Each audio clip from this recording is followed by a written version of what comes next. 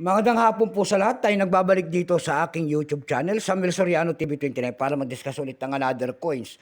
At ito po ay ating hilig, mangulikta ng barya. Kaya ako tayo nandito nagsisharing ng kanilang mga alaga ang aking mga koleksyon kung magkano na ang kanilang mga presyo sa pamantayan nating platform.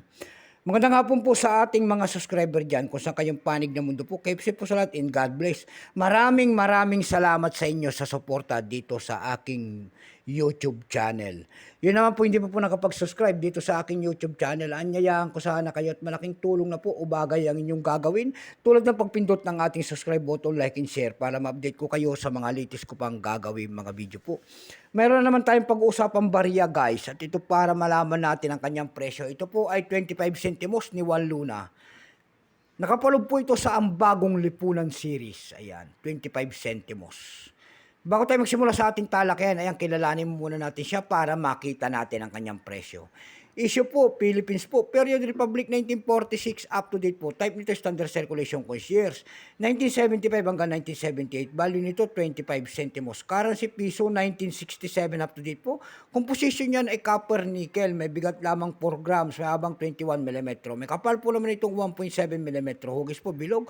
Orientation, medal alignment. Itinigil naman ang paggamit sa barya ng Pilipinas nito noong January 2, 1998. Number N-7832. Reference number KM-208. Ayan. The Society, Central Bank of the Philippines sa kanya nasa likod. Tatlong klase po ang inilabas dito sa year 1978. Pero itong hawak natin, ito po ay year 1978, 43%. Kung ilang piraso naman ang ginawa sa barya na hawak natin, ito po ay 40,466,000 piraso po. May price na po yan doon sa ating numista.com, binigyan na po ng presyo.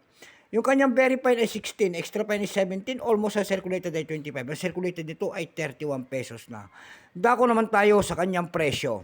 Doon sa ating ebay.com, mayroon tayong nakita nagbebenta doon ng $12.95. Nasundan po ito ng $8 and then $4.99.